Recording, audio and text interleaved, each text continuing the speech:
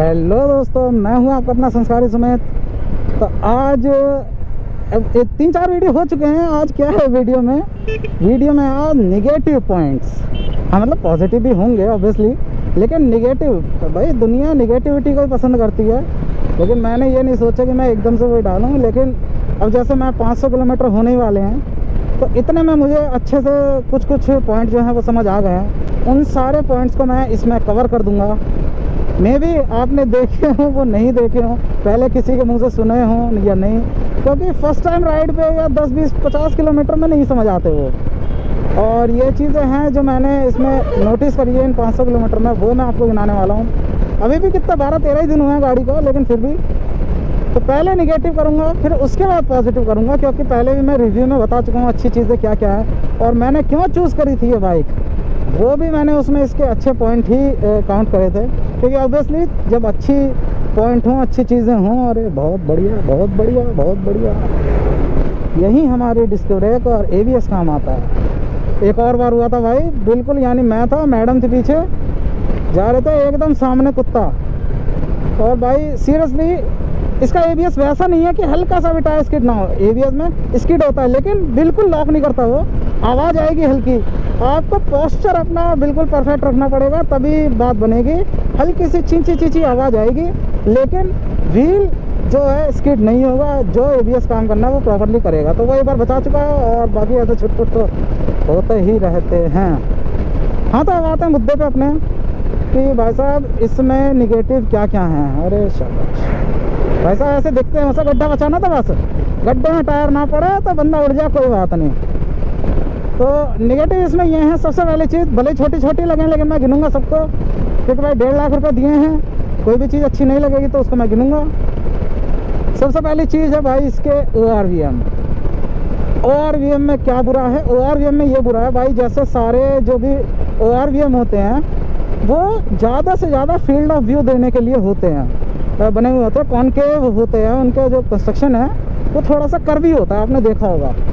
लेकिन इसमें क्या आफत है, ये बिल्कुल स्ट्रेट है, बिल्कुल प्लेन मिरर है। ये प्लेन मिरर हल्का सा भी कॉनकेव नहीं है, जिस वजह से इसका फील्ड ऑफ व्यू जो है वो बहुत कम हो जाता है, एंगल जो है वो काफ़ी कम हो जाता है जो इसके अंदर में दिखता है। अब यही अगर कॉनकेव होता तो मुझे बाहर की तरफ भी दिख रहा होता और मुझे अंदर की तरफ भी। तो वही चीज़ है, ये प्रॉब्लम मुझे बहुत ज़्यादा इसमें लगी है। मुझे अगर ज़्यादा, क्योंकि ब्लाइंड स्पॉट बहुत बढ़ जाता है, जितना फील्ड ऑफ व्यू कम हो उतना ही बड़ा ब्लाइंड स्पॉट हो जाता है। अब मुझे ब्लाइंड स्पॉट देखने के लिए मुझे थोड़ा सा ऐसे होना पड़ता है, तो वो चीज़ है। दोनों साइड में यही हाल है। ये चीज़ मुझे सबसे पहली अच्छी नहीं लगी इसकी, निगेटिव में बिल्कुल गिनूंगा।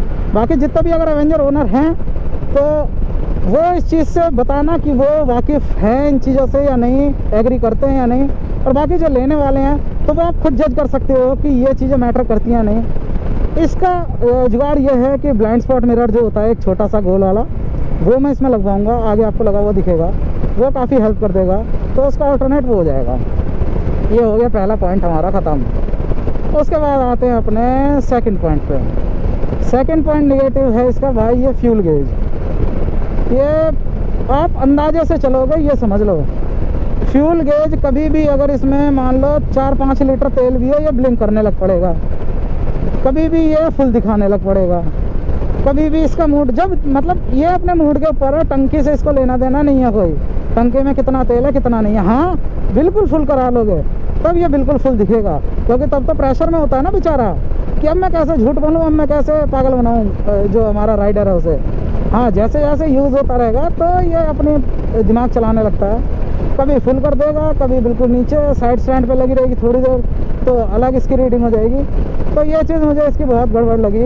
अब मैं फ़िलहाल ट्रिप मीटर के अकॉर्डिंग ही चल रहा हूँ, अब जो आगे भी चलूँगा, क्योंकि तेल मैंने डलवाया था, टैंक फुल कराया था ऑटो कट पे, और तब से 226 हो चुकी है। मैं इसी के अकॉर्डिंग ही रखूँगा, मैं इस फ्यूल गेज को ज़्यादा ध्यान नहीं दूँगा। ये हो गया हमारा दूसरा पॉइंट। इसका फ्यूल गेज जो है वो मुझे मज़ा नहीं आया। अब आते हैं तीसरा पॉइंट इसका। अब इसका मजबूरी कहें क्या कहें, जो आगे देख रहे हो विंडशील्ड है आप, ठीक है, अच्छी बात है, बहुत हेल्प करती है, ये पॉजिटिव में जुड़ेगा, ये बहुत हेल्प करती है। लेकिन जब मुझे गाड़ी साफ़ करनी है तब मैं विंडशील्ड के अंदर, और विंडशील्ड नीचे तक जाती है हेडलाइट तक, तो उस हेडलाइट के अंदर जो क्रोम है उस समय साफ नहीं कर पाता। नहीं हो पाता। अगर कपड़े को दोनों साइड से पकड़ के हम सीधा सीधा डालें ना, वो तब भी नहीं हो पाएगा, क्योंकि वो कर्व है और आगे हेडलाइट भी कर्व ही है, कपड़ा सीधा सीधा रहेगा बिल्कुल। उसमें बड़ी आफत आ जाती है। कोई लकड़ी में ऐसे कपड़ा लपेट के ऐसे ऐसे करके साफ़ करना पड़ेगा, तभी वो साफ़ हो पाता है। तो अभी फ़िलहाल आप ये कहोगे कि ज्ञान मत दे, ज़्यादा साफ़ नहीं हो रही। भाई सर्विस कराने ले जाना, तभी उतनी साफ़ नहीं हो रही है। मैंने कहा क्यों कपड़ा मारूँ, जाके धुलनी है बढ़िया करके। ये होगा हमारा 3 पॉइंट। उसके बाद आता है चौथा पॉइंट, जो इसका ये मीटर है। मीटर बढ़िया है, सब कुछ कोई दिक्कत नहीं है, लेकिन जब भी धूप पड़ती है, जैसे अब ये धूप पड़ रही है पीछे, ये जब एक एंगल पे आएगी तब ये बिल्कुल ही ऐसा रिफ्लेक्ट होने लगेगा, चमकने लगेगा।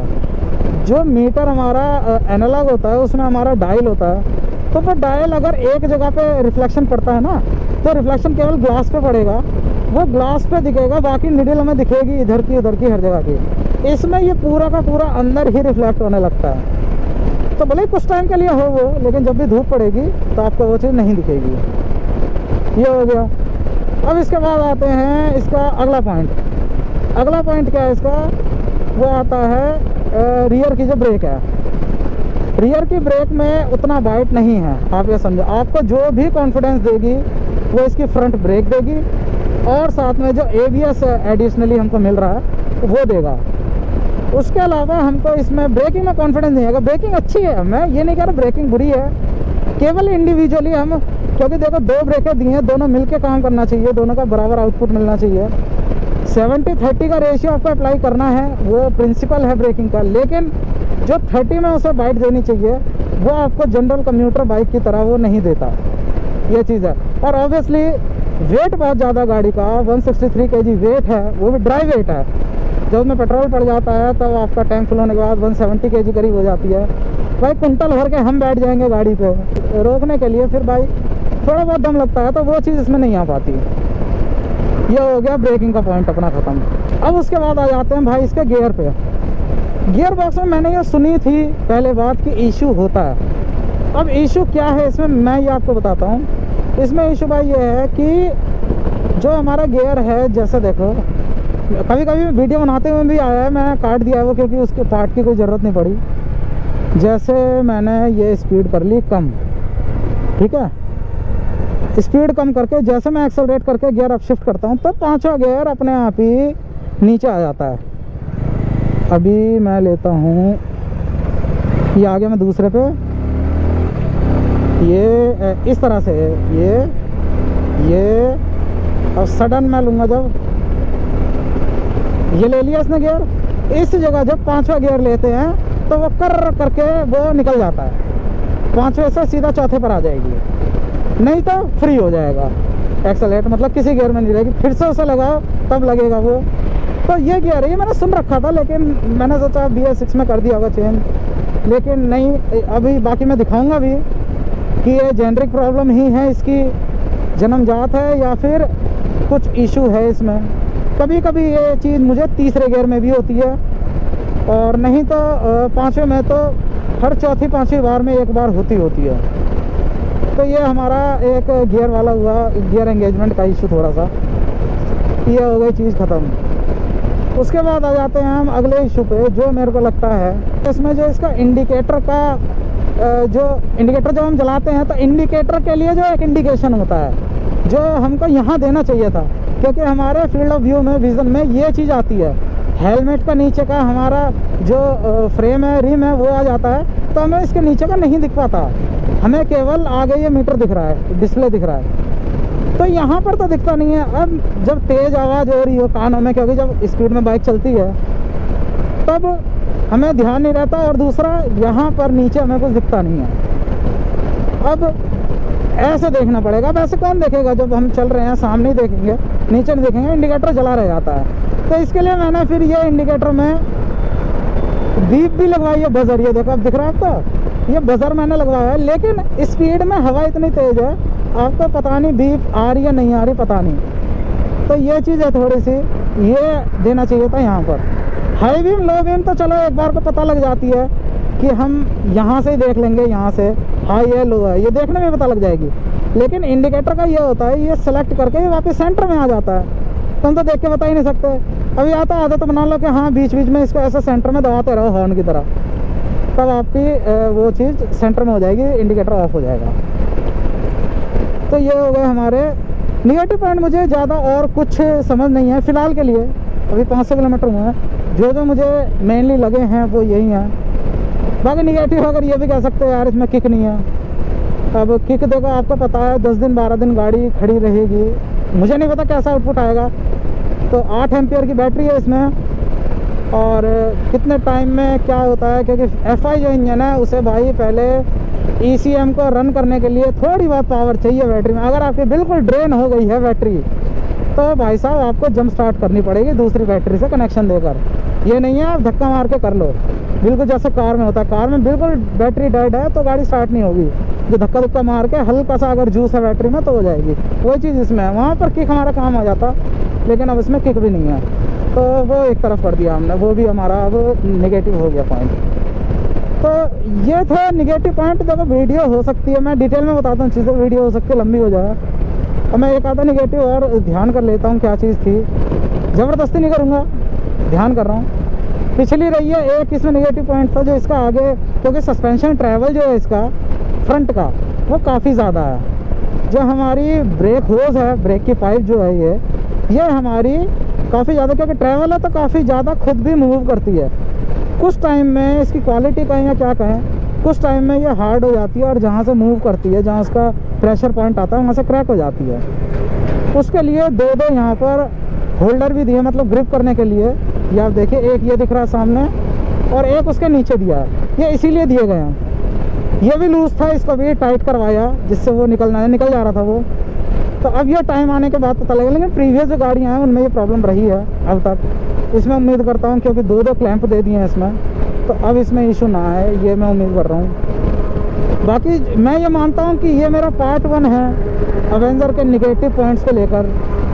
जो आगे कुछ मुझे और दिखती हैं चीज़ें, और बाकी अगर मैं निगेटिव, चलो मैं बोलते बोलते एक और चीज़ याद आ गई। हमारा जो टायर है, स्पोक व्हील है, लेकिन स्पोक व्हील इसी तरह के होते हैं यार।